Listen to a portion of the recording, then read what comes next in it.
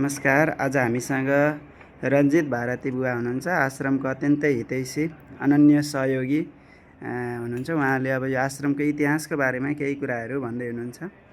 बुवालाई हजुरले आश्रमको बारेमा केही भनिदिनुहोस् न। म 43 सालदेखि यो आश्रममा बसेँ।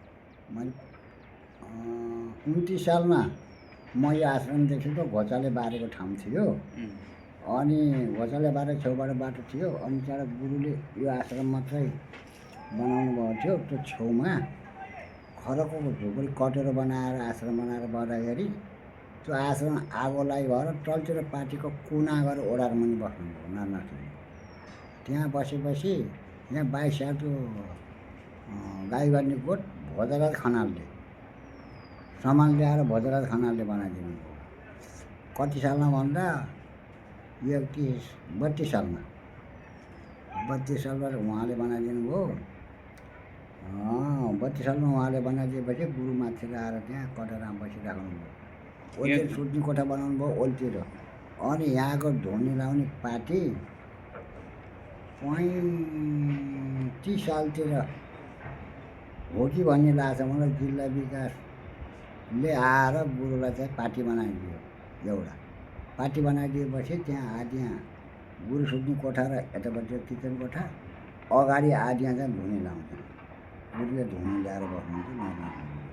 उहाँको जग्गा थोरै भयो यो आश्रम भनेर तल्लो गरो यो गरेपछि 32 साल 33 सालतिर तल्लो गरो फाँडेर सबै फाँडेर गुरुले आबादी गरेर भेच्याउनु भयो। र 31 सालमा हो 31 सालमा त्यो फाँडेर भेच्याउनु भएको थियो। 31 सालमा नापी आएपछि गुरुको नाउँमा दर्ता भएको हो यो जग्गा। 31 साल भयो फाउन 12 लागु भयो। त्यतिखेर गुरु चाहिँ को हुनुहुन्थ्यो? गुरु नरनाथ गुरु नै हुनुहुन्थ्यो। फोटो छ त्यहाँ। उनीसित कोही कर्मचारीहरू साथै यसो बस्थे। नभए गुरु नै गुरुकै नाउँमा दर्ता भयो।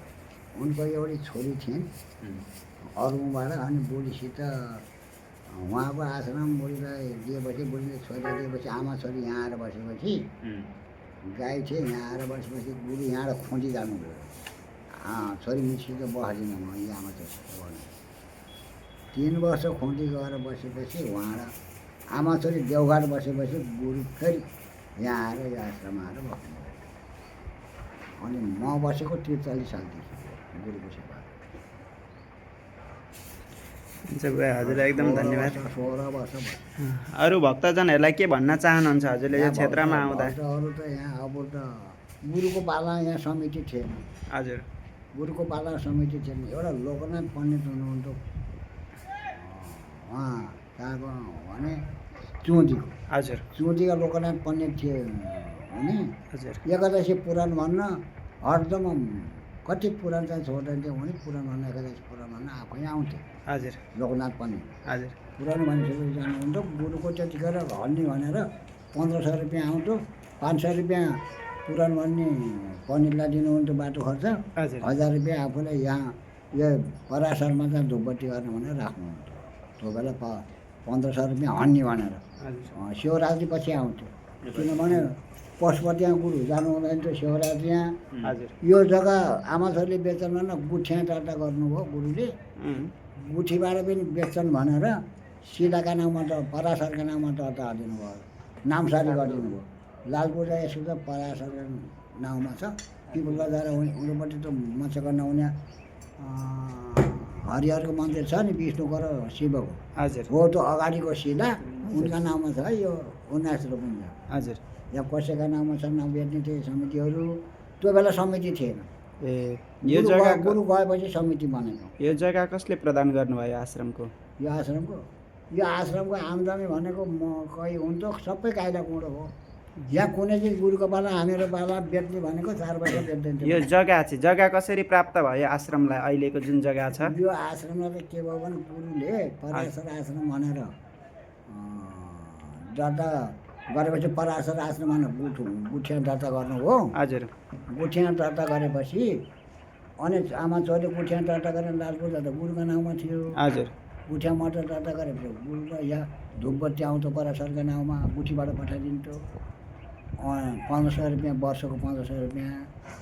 आमा छोरीले अझ मेरो नाउँको लाल पूजापछि यसले बेच्छन् भनेर गुरुले पराशरकै नाउँमा चाहिँ शिला चलाउनु त्यो एउटा पत्थर यी पराशर ऋषि हुन् भनेर उनीका नाउँमा नामसारी गरिदिनु।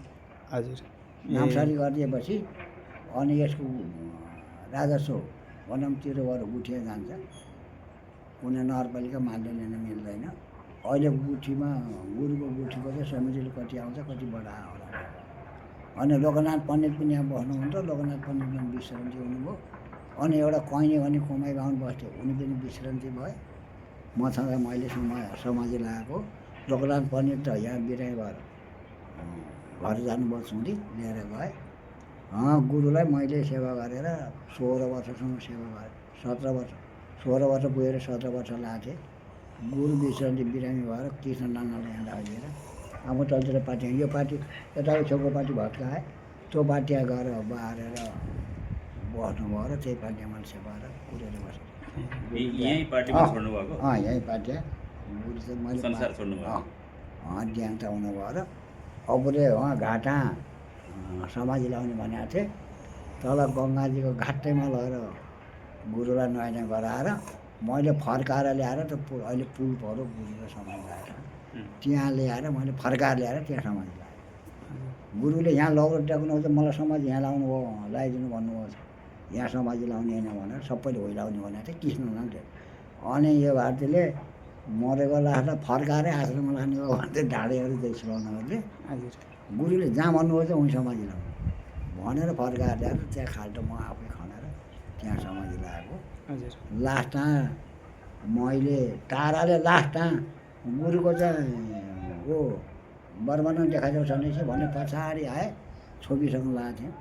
त्यहाँबाट त्यो नुन र माटो पन्साएर यति देखाइदिएर त्यो नुन खनाइदिउँ भनेर खनाइदिएँ मैले उनले ल्याएको 2-3 किलो नुन माटाले भन्दा नुनले बढी परेको हो। अनि शिरा नातो छोपेपछि मैले शिरा राखेर अनि एउटा ढुङ्गो चाहिँ टुक्रोको राखेर शिव सम्झेर त्यहाँ धुपबत्ती दिएर निस्केर आएर नुहाएर। हजुरले के भन्न चाहनुहुन्छ त अहिले यो आश्रममा गुरुकुल चलिरहेको छ विद्यार्थीहरू पढिरहेका छन्।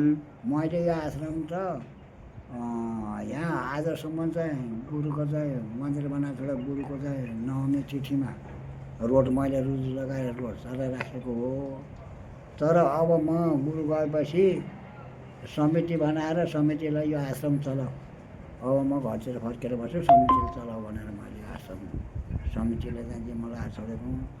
अब समितिले कोही भएन भने चेलोमा गुरुको चाहिँ अधिकार गुरुले बनाए अधिकार चेलाको अधिकार हुन्छ।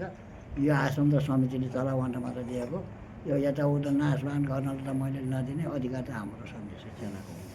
म यही भन्नु चाहन्छु। आश्रमलाई फेरि पनि भोलिका दिनमा केही समस्या पर्दा हजुर नै काँध थाप्नलाई तयार काँध थाप्नलाई हामी तयार छौँ एकदम। म बुढो भए पनि छोराहरू छन्। छोरा माइलो छोरो पनि चेलो बटुल्न मन्त्र गुरु सुनाउनु भएको। सानालाई पनि मन्त्र गुरुले सुनाउनु भएको गायत्री मन्त्र। हामी त बुढाको सबै चेलै हौँ। ए ल ठिक छ। अब के भन्नुहुन्छ यो आश्रमलाई हामीले अझै पनि समितिले चलाऊ भने पनि सक्दो सेवा हामीले अझै पनि गर्दैछौँ। गर्छौँ।